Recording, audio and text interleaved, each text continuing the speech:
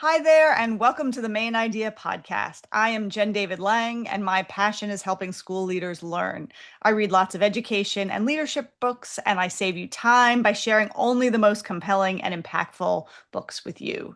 And I also meet a lot of thoughtful leaders and thinkers, and I like to bring their outstanding ideas to you. So that's why today I am excited to introduce to you a leader who I think, more than anyone I know, fully embodies and models the ideas he preaches. Today, I'll be talking to Mark Shellinger, who is known all over the country as the founder of the SAM process, which has a proven track record of helping principals significantly improve both teaching and learning. Don't worry, we'll fill you in on it if you don't know what it's about, and we will share ways that you can bring these ideas to your leadership practice. But Mark Shellinger has been a teacher. He was a teacher for 7 years, a principal for 10 years, a superintendent for another 10 years. And way back in 2003, he and his wife, Carol Merritt, created the SAM process, which is really a professional development model that includes a set of daily activities and tools for school leaders. The full title of the nonprofit is called the National SAM Innovation Project, or NSIP. And the Wallace Foundation funded 10 years of development and research of this SAM process. And now principals and district leaders who follow it, get this, they spend the majority of each day, yes, over 50% of their time each day, doing work designed to improve teaching and learning. You got that? More than 50%. Think for yourself what you think it is in your world. And it's not a rarity. It's happening in 91 districts in 24 states. And so that's what we're here to talk about today. So if you want to learn some of these secrets behind prioritizing your role as instructional leader, stay and listen to Mark. And a quick note, I also have been connected to Mark for, I think, about 7 years. He invited me to keynote at his national conference and then to continue on to facilitate breakouts and other workshops. And I have to say, it's my favorite conference to go to. I'm sure we'll talk about that too, not just because it has a lot of bells and whistles, which it does, but because of the passion, perseverance, and the impact of his principals and what they are doing for students across our country. SAM principals, that's what they're called. SAM principals have even joined my mastermind, and I am in awe of their leadership skills. So, Mark, you're doing the most important work out there with educational leaders. Welcome to the podcast. Oh, thank you, Jen. So let's start with a statistic. The average principal spends 13% of their time instructionally engaged. The principals who participate in your program, who again we call SAM principals, spend 57% of their time instructionally engaged. 50% of their time on activities that are aimed at improving teaching and learning. Wow. I'm sure everyone wants to hear how, but let's start at the very beginning, a very good place to start. Take us back to the beginning. Tell us the history of the National SAM Innovation Project. Why did you start it? What problem was it designed to address? Ooh, that's a dangerous thing to ask me because I'm going to go way back to my first day of being an elementary principal. It was 1982. It was in Fairbanks, Alaska. I sat down at the table with the other principals in the district, about 25 of us. Sitting next to me was my father. He was principal at the high school I graduated from. I was the youngest. He was the oldest principal in the room. And in walked the new superintendent, Ken Burnley, who declared, as of today, you're all instructional leaders. This was 1982. And my dad turned to me sotto voce and said, only when you have the time, Mark, they'll take away your school if you don't manage it well.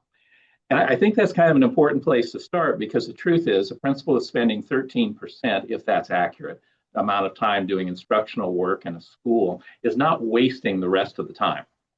They're pretty much interrupt driven, though, and they're pretty much driven by the interruptions of the day that are managerial rather than instructional. So it's really hard for them to do the intentional kind of work that you'd like to do. So that experience for me, that very first day with that new superintendent coming in and my father giving me that warning in the room, erupting in laughter. And the superintendent tried really hard to bring the room back to, yes, but you should be an instructional leader.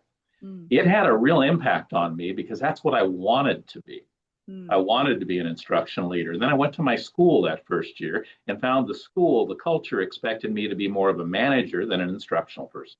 And I found that doing the instructional work was kind of fun. doing all those interruptions and kind of bouncing from one thing to another was really kind of freeing, but I wasn't getting to do the kind of work I wanted to. Now, that school was successful, and we had 3 national awards in 10 years. There were 800 students. I absolutely loved my time there. But those 10 years made me believe that being an instructional leader was easy to say and almost impossible to do. Mm. And I wondered when I became a superintendent in my 11th year of school administration if it was fair to me to say to principals, be an instructional leader, because I didn't think I really was one. And then what does that mean? So many people have this simplistic idea that it means being in a classroom. There's no research that supports that. In fact, you could argue that being in a classroom sometimes disrupts what's occurring there and doesn't help the teacher at all. And don't even get me started on formal evaluation. So I had 10 years of being a superintendent. And I was really careful and kind of cautious about saying be an instructional leader when I talked to principals. And then the Wallace Foundation came along and they said, Mark, you want to do something different? And they gave me this opportunity to take a look at what principals really do. And then they said, Mark, we will pay for you to do this work to figure out what you think might be helpful for principals. Mm. So my wife and I created the SAM process. One of the pieces we did with that, and Wallace was so good in terms of helping us be reflective and having us connect with partners like you, Jen, all around the country who are interested in these kinds of things. And it was really helpful because it made us not be two-dimensional. It made us be thinking about other things that we wouldn't necessarily think about. So one of the things that one of the people at Vanderbilt pushed us on was, how do you know how much time principals spend? Yeah. The 13% you shared actually comes from a Learning Forward study that was very small that was done recently. Wallace let us shadow. We created a shadowing system where we go in and we'd shadow principals, taking data every 5 minutes for 5 days. We did this literally with over 1,000 principals. Wow. So we can tell you at that time, when that was happening over about a 10-year period, the national average was about 18% for an elementary principal, about 16% for a secondary principal, and about 12% for a district office person. So we use that information to be able to say, can we change this? Can you change the culture in a school where a principal could really spend the majority of the day doing instructional leadership work? And what makes me feel so good, Jen, is the answer is yes. We know for sure you can do it. And you don't have to do the SAM process to get started. There are a lot of ways you can get started right away. And so I'm happy to talk to you about that. But if you ask me another question about SAMs, I'm going to tell you more. Yeah, well, I have so many questions. It's interesting that the place you went to was changing the culture before changing the habits or the actions of the leader. Why do you have to change the culture? And is it an order thing? You change the culture and then the actions of the leader to become more focused on instructional leadership? I think it requires the principal to quit thinking about what else has to change and instead focus on what they need to change. I have a New York principal. When he started the SAM process, he was all gung ho. Yeah, I want to do this. This is great. And he called me about 3 weeks in and he said, Mark, when I said I was going to do this, I didn't realize I was going to have to change. And I said to him, I'm so impressed you're being so reflective. That principal, by the way, told me he would not do it after 1 year. He said, I'm going to stick with my commitment because that's part of the deal when you're a SAM principal. If you actually start, we don't leave you alone. We stick with you until you are successful. And then we still provide coaching after that. He said, I'm going to quit after the first year. I said, okay. He calls me about 2 months later and he says, you know, I think I might like this after all, Mark. You want to know why? I said, why? I'm home right now and it's 5 o'clock in the afternoon in New York City, and I'm helping my wife make dinner for our 2 twin boys. Ooh. Who were in elementary school. Wow. Well, those boys now are in high school, and he still does the SAM process. Wow. But he does it because he could see that he could change the culture in his school so he could spend the majority of the day doing instructional leadership work and still manage his management work, so that's done better. We can prove that by research, by the way, that a SAM principal's management work in the school is actually done better when the principal doesn't try to do it all themselves and builds a structure to deal with that. He liked the fact he could do his instructional work, have the school managed better, but most importantly, he could see that he was making a difference in terms of teaching practice, and teachers liked it. Teachers wanted it. They were thirsty for it. And the truth is, teachers are. Teachers want someone who will talk with them about their work, not tell them what to do, but work with them about how you can move forward in a positive way. He liked it too that he could work a shorter day, and the average SAM principal does. We actually train the SAM in the school, who's usually a secretary, an AP, an instructional coach, a person the principal trusts, to irritate them just a little bit every day on a series of things that are structured in the day. One of the things is wrapping up, spelled with a W, not an R. You're not singing it. You are having a time at the very end of the day where you do management work so you can go home. And at the very end of that time, the SAM goes into the office and says, Jen, you had a good day. Congratulations. You're at or above your goal on time track. Let me walk you right out of here. Because a lot of principals confuse working longer with working better. I know I did. I thought if I just work a little bit longer, I'll get done. Yeah. That's not possible. There's always more you could, should, would like to be able to do when you're an educator, whether that's a classroom teacher or whether it's a principal. So being able to pull back and say, I had a good day. I can see my goal. Did some of the things I wanted to be able to do is important. And that's a key part of the SAM process. Well, we'll get back to sort of what a day in the life looks like for a SAM principal. But first, I sort of want to step back and look at the larger picture. And by the way, I'm in New York City, and the principal I trained with, who was absolutely outstanding, he worked until 10 p.m. every day. So when you said 5 p.m., you got a lot of listeners excited. So as I understand it, right, the goal is for leaders to maximize their role as instructional leader, right? And if they maximize this part of their role, that's going to lead to an improvement in student achievement. So can you talk about this side, this instructional leadership side? Like, what do you define it, and what kind of activities are SAM principals engaged in 57% of the time? It's a really good question. First, I want to be clear. I think a person could be doing 100% of their time instructionally engaged and not have any impact on teacher practice that's positive. Mm. I think you have to be far more thoughtful about it than that, than assuming that just the percentage is the key. For us, that's the first step. Increase your instructional time. The second is be reflective on whether it makes any difference, but we'll come back to that. Mm. In terms of what we consider instructional, it's all about intentionality. You're scheduling an event. Is it your intention in doing this that you have the possibility of improving teacher practice or student performance? If no, it's management. If yes, it's instructional to start with. The next day, the SAM would say, did you do that event? Yes, I did. The SAM would then say, was it really instructional?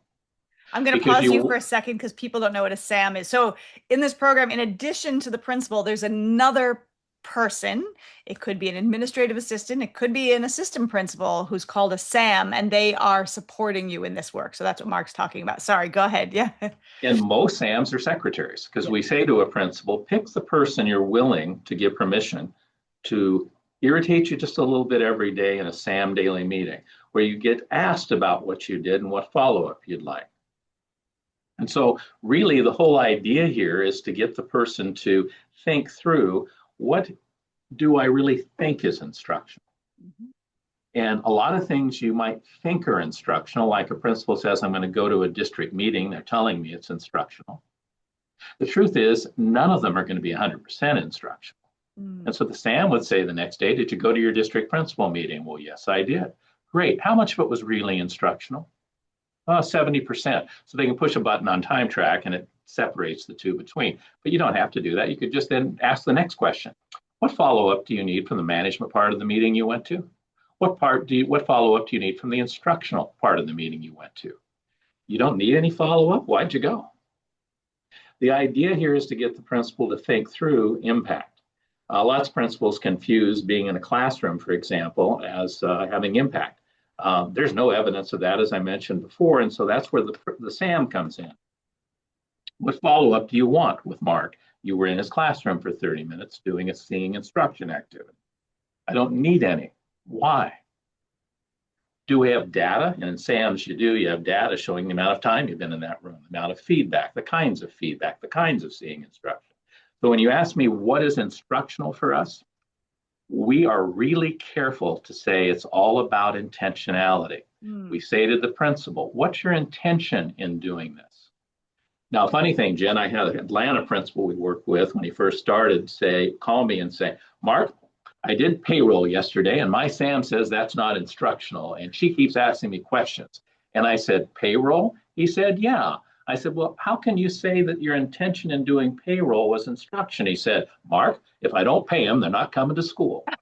And I said, you know what? It's got to be more than that. It's Yes. got to be where you could logically say 1 + 2 = 3.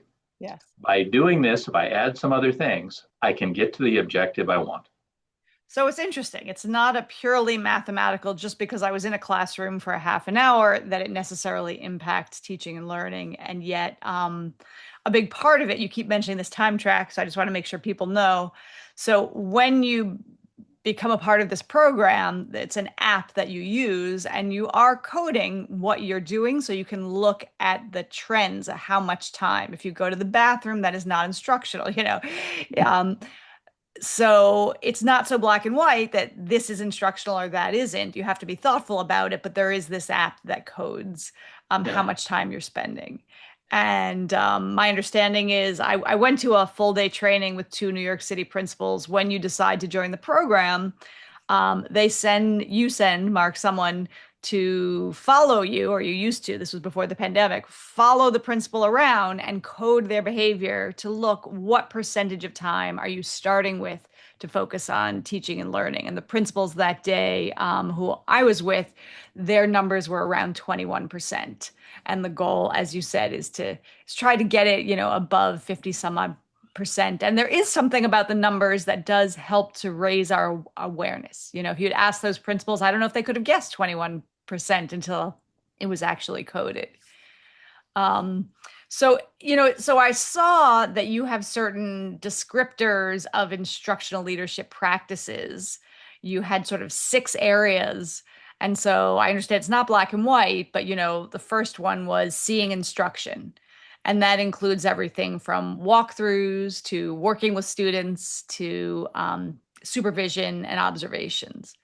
Um, that's sort of a category. So are principals using these categories to think about how they can increase if they at least start with these types of activities?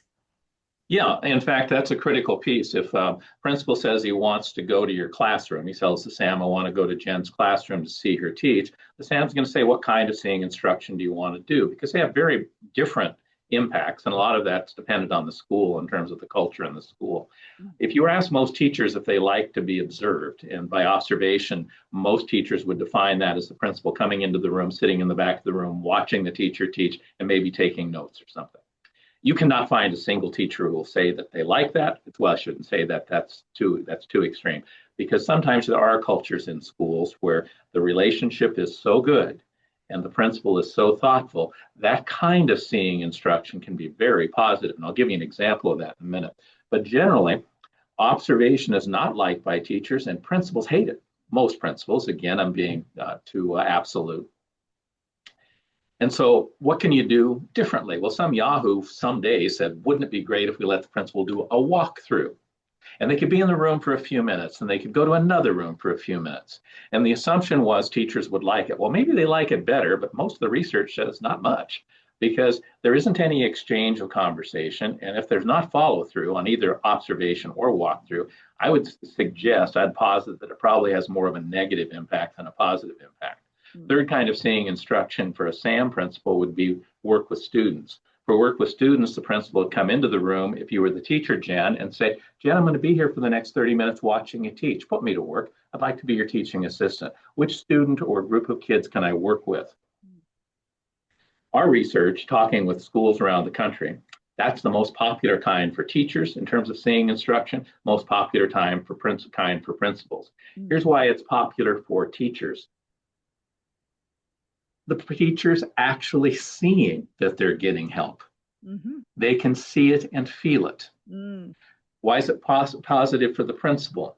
3 reasons. 1, the principal is not nearly as distracted as they would be otherwise. They get to do something where they're actually engaging in the lesson with the student. Mm-hmm. Most principals, when they watch a teacher teach, have these 2 movie screens in their head. The first one is all the things going wrong because they're not out there keeping them from going wrong. The second is all the stuff they're not getting done because they're stuck right here. Yeah. Second reason principals really like this is they have something concrete and authentic to talk with the teacher about later. No silly checklist, Mm-hmm. but instead something concrete. Boy, that Joey's hard to keep on track. He was a real squirrel, shiny object. He was gone. How do you keep him focused? It Mm. puts the teacher and the principal in the right frame of mind to be able to have a conversation about practice that can actually have some good end results. Third reason principals like it so much, because teachers like it. Mm-hmm. Teachers will actually say to a SAM principal, would you come in and do that work with students thing? I very seldom see a principal or hear of a principal saying, a teacher said, would you come in and observe me again? Mm. Very different. A lot of psychology in this when you think about it, isn't there? Yeah. The way you work with someone, if you really want to be effective, ask them what they'd like. Mm. When I come in and watch you teach, how would you like me to do that? Mm. Would you like me to be involved? I love doing that work with students thing. Would you rather just have me be a fly on the wall? I can do that. Mm. What would you like? Fourth kind of seeing instruction is student learning supervision. And that's when you go in because the teacher wants assistance or you believe the teacher needs assistance in managing student learning. Mm-hmm. How do you manage how kids are attending? Gosh, Joy, put your math book away. This is English time now. Get out the book you're supposed to be reading in English. Let me see what you're writing there. Oh, okay. Well, that's interesting. Read that aloud to me again. That kind of stuff helps the principal see how the teacher is working in the classroom. And maybe if they have a good SAM or if they reflect themselves without a SAM, they say, how can I teach this teacher to better manage student learning behavior? So you are opening up the idea of instructional leadership. It isn't, either the old school observe once a year, pre-conference, post-conference, dog and pony show. You are opening it up and providing a lot of different suggestions. I know some leaders wouldn't even think, oh, I should sit side by side and help a student or offer to work with a group of students. Can you talk a little bit about what kind of initial training you do of your principals so they know what constitutes instructional leadership and how they can be contributing to it, the initial training, and then ongoing, do they get professional learning, coaching, that kind of thing? Absolutely. It's all good teaching, isn't it? You don't teach something and walk away when you're a fourth grade teacher. You don't do that when you're working with principals either. So what we do is we will make sure the principal really wants to commit to doing this, because if they do the SAM process, they're committing to a daily professional development set of activities that they are committed to for the year. And they have a partner they're going to do that with. And again, the partner is usually a secretary, an instructional coach, an AP. Sometimes it's multiple partners that they're working with. Every day, they're going to use Time Track, which is kind of like an Outlook or a Google Calendar on steroids. It's specifically designed for being a school leader. It's pretty cool. And you're scheduling both your management and your instructional work at or above a goal you set. And that goal increases each month. So the principal starts out low and increases each month going forward. That's the first thing the principal does. Second is they have a SAM daily meeting. During that meeting, they get quizzed, if you will, about what they did the day before, not where the person's asking, tell me everything you did, but instead they look at the time track and they said, here are the things you had scheduled to do that with intentionality you committed to doing. Did you do them? If you did, what follow-up do you want? If not, why not? Why didn't you do it? What kept you from doing it? Mm. None of these are to ever say the principal's wrong. It's intended to get the principal to be reflective on their decision making and why they did what they did. And that's a critical piece. Another piece of the SAM daily meeting is begin looking at your data. A SAM principal through Time Track has a chart for every teacher or person they work with in the building, including students if they elect to. And it shows their frequency of interaction, the amount of time they spent with a teacher. That's broken down into 16 different, we call descriptors, like 4 descriptors for seeing instruction. And then the SAM turns to the principal and says, here's the time you spent with Eloise. Mm-hmm. And here's the question the SAMs ask. Is she better because you spent time with her? Ah. If not, what do you want to do differently? Mm. If yes, can we schedule a celebratory conversation so you can talk with her about what you like? Because I don't see that on this data. Mm. Can I set us another meeting with her so you can then talk about next things she would like to work on? It's I have a friend at the Wallace Foundation who's since retired from Wallace and but she's not retired from educational leadership, Jody Spiro. And she likes to say, SAM is a complex change process disguised as a simple idea. And I think that's absolutely true. Mm-hmm. And I appreciate her saying that because a lot of people think this is time management. Mm-hmm. Time management, calling SAM's time management is like calling a car an entertainment center. A car has one, but that's not the purpose of it. Yes. Time management is one element in the SAM process. And so this process works because it's good teaching. So you ask how we do it. One day of training with the SAM and the principal. The next day, we have a specialist who works with that team during their SAM daily meeting and keeps coming back every day for the next 2 to 3 weeks. That's done virtually now. It didn't used to be. We used to do it in person. Then we have a coach who begins working with the team. We have mentors who work with the coaches. We look at every time track calendar at least centrally, at least once a week, and we have mentoring work and oversight where we can look at that calendar from a third person's point of view. So we can help the coach be more effective in helping the principal move forward. It is very rare for a principal to do this to not love it. It's even rarer for a principal not to continue unless they have a financial crisis that's just critical. As a nonprofit, we always carry a school at least one more year after that. So let's see if I can pull out, what people who are not necessarily involved in the SAM program or not yet. So it seems like there's a few parts that are key to strengthening a leader's role as instructional leader. And you say it's not time management, but that is part of it. A lot of people who are listening are saying, a lot of leaders are saying, I can't spend 57% of my day on instructional leader. I don't have the time. So I guess the first piece is for leaders who want to make more time for instructional leadership, however they define that, or there's the time piece. Do you have some suggestions for leaders? How do you move from, your father's lost in all the management piece to prioritizing this time for Yeah. instruction? I want to stress again that I think a principal who's spending 80% of their time in management in no way is wasting their time. The work they do is important. Yes. And so a SAM principal has 3 pieces they work on to improve their ability to spend more time instructionally engaged. And we've never had a principal fail at this, Jen. So the principal out there who says it's not possible for me to spend 57%, I would say, how do you know? Because you have literally thousands of people who have done this now, who have done it with success. So here's what I would say to a person who, one, isn't going to do SAMs because they can't afford it. We charge for the service. But let's say you can't afford it or you're not ready to. Here's where I'd start. First, create a schedule for just tomorrow.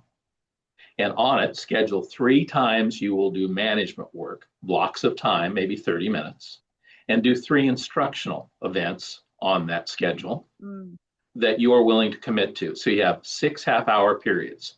Okay, so 3 hours of time.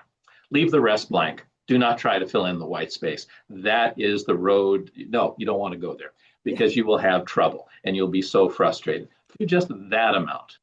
And you'll be at about 20% of your day, 25%, perhaps, maybe 20% of your time instructionally engaged for the day.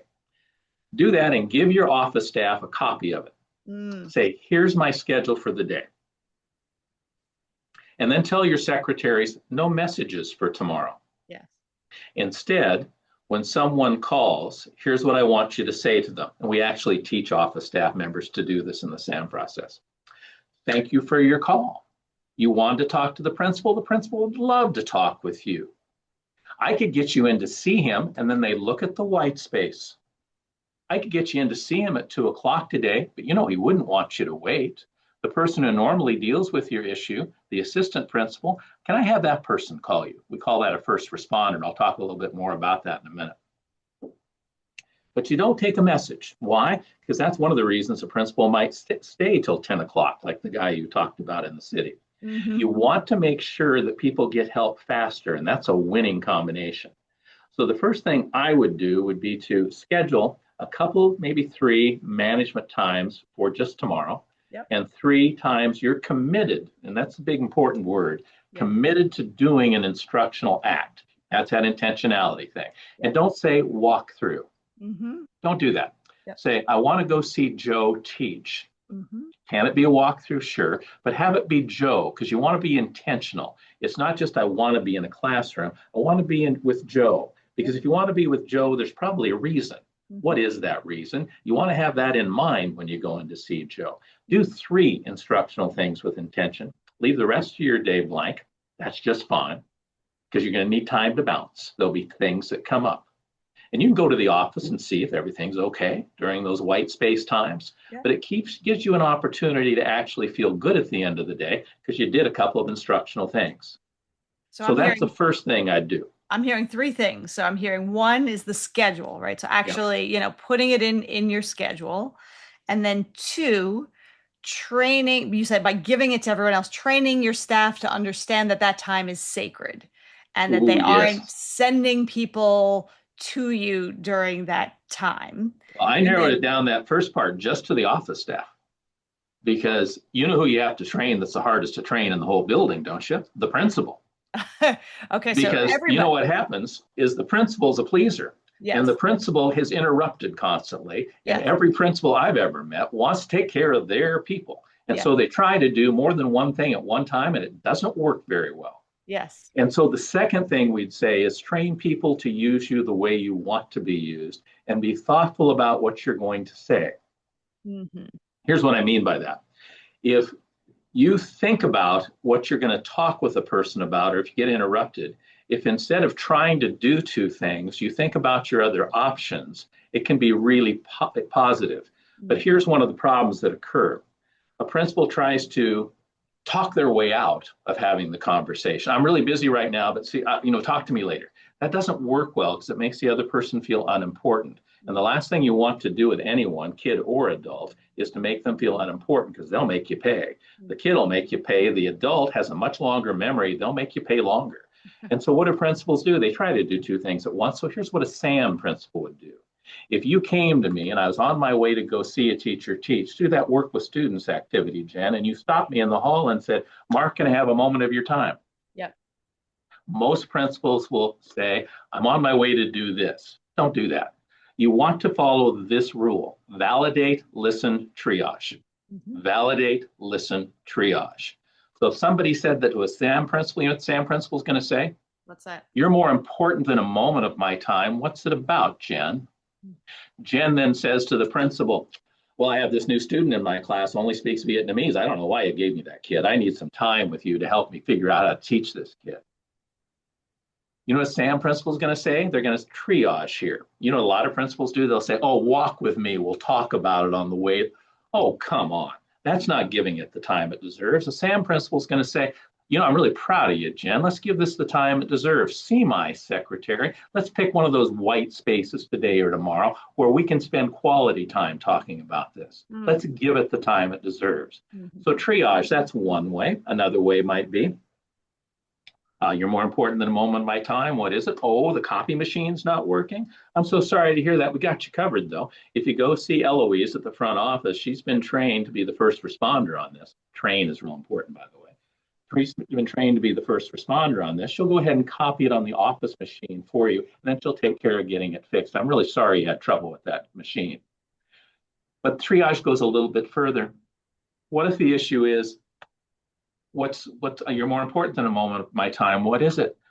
Oh, your wife, your spouse, your significant other, your friend was in an accident and they're in an ambulance right now on the way to the hospital. You want me to cover your class? Of course, I'm going to take care of your class. Do you need any help getting to the hospital? Would you call us when you get there? Mm. There are going to be times when what you planned to do was not as important as what you need to do right then. The trouble with most principals is they think everything is more important than what they had planned to do in terms of instruction. So training yourself as a principal first to validate the person first, hear them. Second, then say what you can do, not what you can't. Do not say why you can't do something now. You cannot win that. You have to be turned to the person and let them know that you're hearing them, and then lastly, triage. What can I do here? So yeah, training people to use you the way you'd like to be used is pretty critical in SAMs. And it's pretty critical for a principal. You create the culture you're in. At least you have a big piece of it. It doesn't So have to stay the same way it is. yeah. Give it a shot. Yeah. So we're back to this is the culture piece that you talked about earlier, in that it's a different way of thinking about time and it's a different way of interacting with people about time. And it is also the intentional parts that you've described are essential, because if we don't intentionally prioritize our instructional leadership role, then the management does take over, because we like to be fixers. Oh, I can fix the copier for you. Oh, angry parent, let me sit down with you. We do like to be fixers, and that stuff can fill our time. And I'm sure Mark, Stephen Covey has a time management matrix where he talks about the four different types of activities that leaders engage in. And they're activities that are urgent and important, urgent and not important, urgent and not important, and not urgent, those four categories. And the problem, and it's unfortunate, but most of our role as instructional leadership is incredibly important, right? It raises student achievement, it does a lot, but it's not urgent, right? If I don't observe that teacher, the school building will not burn down, likely. It's not urgent. And so we have to overcome that piece with schedules, with training those around us to keep this time sacred in our calendars, train ourselves to speak in a way that's respectful so that we can prioritize that. It's not easy because it's not the default. It's not, and it's also habit. I think it's more habit than anything else. I would tell you, as a first year principal with 800 students in my school, the third week of school, Tom Aries, the day custodian, he was 68, I was 28. He came up to me when I was on my way to go see a teacher teach. The teacher had asked me to come in to see a whole language activity. It was the whole language phonics wars that never end. So he comes up to me. He says, Mark, there's a leak in the cafeteria. What do you think I did, Jen? Fix it. I went with him because, they obviously taught me a lot about, plumbing in principal school. Exactly. And so I go and then I look at it and it's leaking. And so I say, you should fix that. Right. Now, here's a guy, Tom, 68, principal 28. Yeah. He's smarter than me, has far more life experience. The guy actually was on his third career. His first career, believe it or not, was working for the CIA during the Bay of Pigs in Cuba. Mm-hmm. The guy was just remarkable. Mm. I was treating him, and he had already learned in 3 weeks of school to come to me for everything. Right. I remember the conversation really well, because I looked at him. I said, you should get the wrench for that and get it from the district office. Just call building and grounds. I told him something he already knew. You already knew. Yeah. You know what I did for the next 30 minutes? While he was getting the wrench and coming back, I moved a bucket around in the cafeteria. And then I really screwed it up, because then when I saw the teacher, she was bringing in her kids from recess, I said, I'm sorry, I missed you. Tom needed me. There was a leak in the cafeteria. What did she actually hear? I'm not as important enough. I'm not even as important as a leak in the cafeteria. Yeah. In full honesty, Jen, I think it took me more than a year to repair that relationship with that teacher. Mm. The truth is, if we allow things we think are urgent to always trump, bad word today, but trump what you had planned to do, and you don't give thought to how that's taken by the other person, you may be taking your mission backwards. And that's what I did that day. I took my mission backwards. I needed to instead build capacity with that other adult, Tom Aries. Yes. By the way, that guy knew 5 languages. He sang, when he would do snow removal, he would sing in Italian opera. Kids would follow behind him. Kids absolutely loved him. He may have been one of the best teachers in my building in the end. Mm. Whenever I had a kid who wasn't doing well, I'd say, hey, Joey, 5th grade, not doing well in math, not paying attention. Would you check in on him? I will do it, Mr. Shellinger. I love Tom Aries. I wish he was still around. Terrific guy. So much of a principal's work, when you think about it, is building capacity with people, but it starts with building your own capacity. Building a first responder system, the start is to begin thinking about what you're teaching people when you talk with them. Look at the principal who carries around a phone. What are they thinking? Yeah. Well, the principal who says, text me and I'm Johnny on the spot. Oh, give me a break. You're encouraging people to distract you. Your Do you know what most SAM principals do? In fact, the first principal who did this was in Denver, Colorado, in the SAM system in 2005. That principal said, you know what? This email thing is a problem. I'm not going to look at my email except at specific times of the day. So he picked 3 times of the day, he'd look at email. Then he sent an email to every parent saying, I have a first responder system I built in the SAM process. And so I really am going to be focused on being in classrooms more, working with teachers, going to PLC meetings. And so I'm going to be with your kids. And now here's why it worked. He set his email client to an auto response. Mm-hmm. And the auto response all during the school day is the same. Yeah. Thank you for your email. As principal at this school, I won't see this email until 2:30 today when I'm scheduled to, because I spend my day in classrooms with your kids and our teachers to make sure they get the very best of me. If your issue is critical, please use one of the first responders below or call the front office and they'll make sure you get taken care of. Love and kisses, your favorite principal. Yeah. His email traffic decreased by more than 50% over a 3-month period. Yeah. We've done studies on this, and actually, parents love it because parents know that the principal's not going to see the email till a particular time, but they get a way of getting help faster. So instead of sitting at home tapping their foot thinking, when is the principal going to contact me? Yeah, they know that they have an option, and they know the principal's going to see it at a particular time. Yeah. I know a lot of principals who have that automatic message, and it's fantastic. And it's, it's really about walking the walk, right? People, you can say you prioritize student learning or teaching, but it comes back to how you spend your time. That's the strongest indicator of what you value. So you mentioned research in there.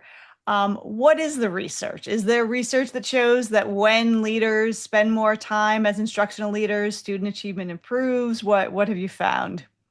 That's really a difficult way to answer simplistically.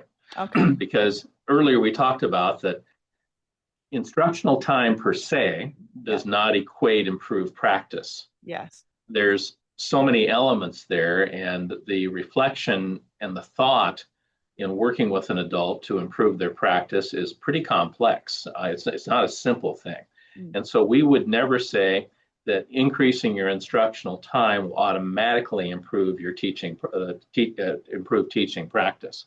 Instead, we'd say that it's a key element in having that happen. You have to spend the time, but how you do that is as or more important than doing the instructional time, if that makes sense. One of the things we do with all SAM principals in coaching is keep bringing them back to celebrating the fact they're increasing their time, but focusing on whether that time can be connected with improved practice. Yes. Many principals SAM principals will say to a teacher, here's the time I've spent with you, and they'll show the charts and graphs. Yeah. What am I doing that's helping?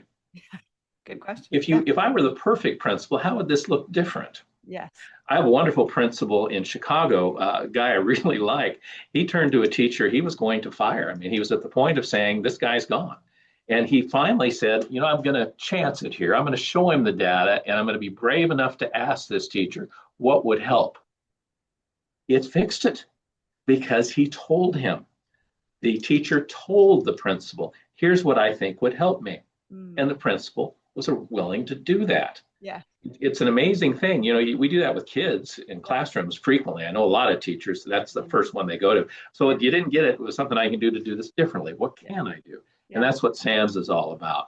It's so much more than simply increasing your time. And I shouldn't have said simply because it's not simple. It does require building a new habit. Yes. Creating a structure where you're not the first person pulled away for everything. Yes. Training a first responder. We even have books, a little booklet that by the way, anyone watching this, you want one of these little booklets on how to train a first responder? Yes. samprocess.com.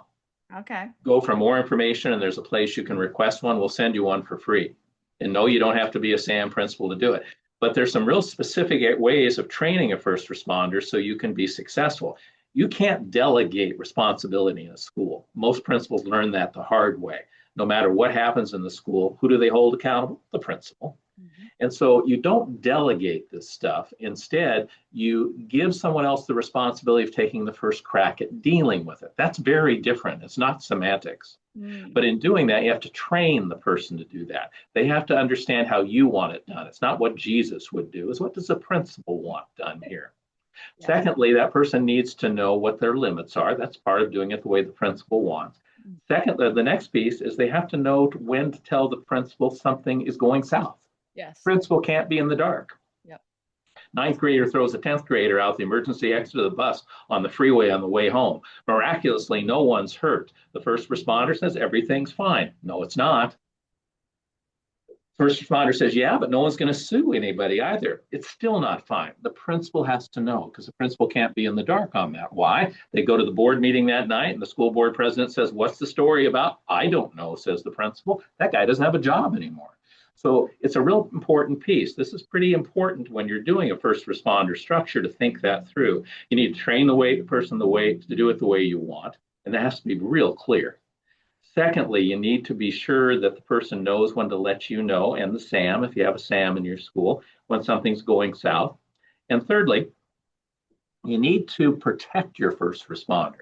They need to know what to say when someone's unhappy. Oh, my principal's going to be so concerned you're unhappy. I was doing it the way my principal taught me to, but I think the principal would want to talk with you. Can I schedule a time for the principal to see you?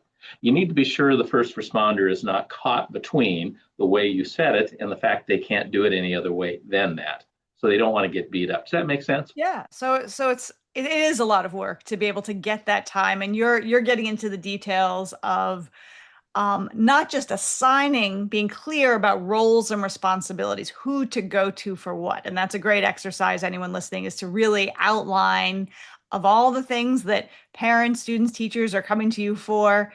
Who should they be going to, making a really clear list. And then the second part, as Mark is saying, incredibly detailed and thorough training so people know how to do their job so that you can do yours. And Yeah. you're being humble, Mark, by saying there is not a one-to-one, necessarily if you spend more time on instructional leadership, but I can say that it is sufficient. It is necessary, even if it is not sufficient. And the numbers that you have increased in the schools and principals that you've worked with is outstanding. And you have the research that says SAM's principals spend twice as much time in the classroom as non-SAM principals. That's an incredible increase. SAM principals spent 3 times as much time in feedback conversations than non-SAM principals. So these are huge numbers, and I am assuming that the impact is not just on teaching and learning, but that the school has a wonderful culture shift, and it must increase teacher retention and a lot of other things as well because of this shift that you are supporting in school and district leaders. Well, our research, which it's not a medical research study where you're doing control groups, although part of the initial research in SAMS was just that. And we could prove that there was a huge difference in terms of what happened in the school when a person was doing SAMS. But here's what I can tell you. There's something magic about 50%. Mm. You can see in the research almost without exception that a school where the principal gets over 50% of their time instructionally engaged over a couple of years, there's a dramatic shift in terms of student outcomes. Yes. But there's also a dramatic shift that happens before that. Oftentimes, I think people are too quick to want to go to do this student outcome. It's a principal doesn't have a direct impact on student achievement. It's indirect. It's indirect in that it's with classroom teachers primarily, but it's also with people in general in the school in terms of how they see the principal acting. You know what one of the favorite activities for a SAM principal is? It's when they are walking through the building, doing a walkthrough, seeing instruction and observation, or maybe work with students. And they have 5 tickets in their pocket, and the tickets all say "My Table Lunch." And when they're in a classroom, they look for students where they're impressed with the learning practice, the learning behavior, what the kid did, how they're acting. And they just quietly put that ticket on the kid's desk. Do that in 4 other rooms. And then when they're doing lunch duty, they have the only round table in the cafeteria, for example. This happens a lot in SAM schools. And so they sit down with the kids. Now, without exception, the first time anybody tries this, they say the same reaction they get from the kids. Are we in trouble? And Mm-hmm. a SAM principal is going to say, no, you're in good. Why do you think I liked what I saw when I was in the room? What were you doing you think I liked? Do you know how powerful that is in terms of an entire school culture? Mm-hmm. Having the principal see good and talk with kids about it. First principal I ever saw do this, and this was 2006 or 7. He said the next day in his high school, every room he walked in, kids sat up straight. Every kid knew what it was by the end of that day. Mm-hmm. Isn't that amazing? Seems simple, but the thing is, it gives the principal an insight into the school that's different.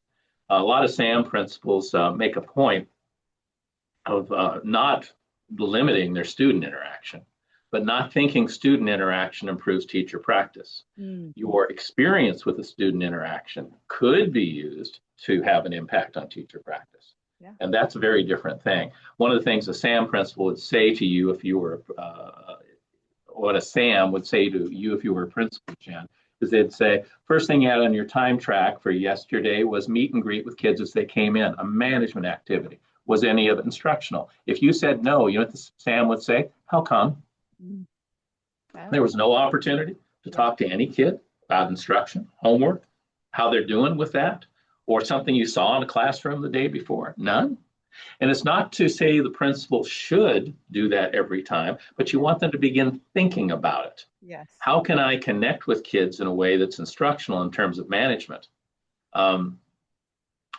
It's a very Let me thorough and let me. thoughtful way to infuse as much as you can throughout the day with instruction and with I teaching. know elementary principals who will tag kids on the as they're leaving the building. Mm-hmm. Do you have homework tonight? Great. I want to see it when you come back tomorrow. Homework? Yeah. Tomorrow. You don't have homework? Then I want you to look at your gas meter and I want you to write down what it is when you get home. And when tomorrow morning, write down what it is then. And we'll make it a math problem. You can do it on the bus. And the next morning, you know what the principal's doing? They have a student desk on the sidewalk that all the kids have to walk by. And there's 2 chairs. Mm-hmm. One facing the buses. The principal's going to sit in when the kid arrives and they sit down and talk with the kid about it. Same thing. It's not so much what you say as a principal, it's what you do. What you do. You can say you're a community of learners, but you're not unless you're actually doing it, right? Yes.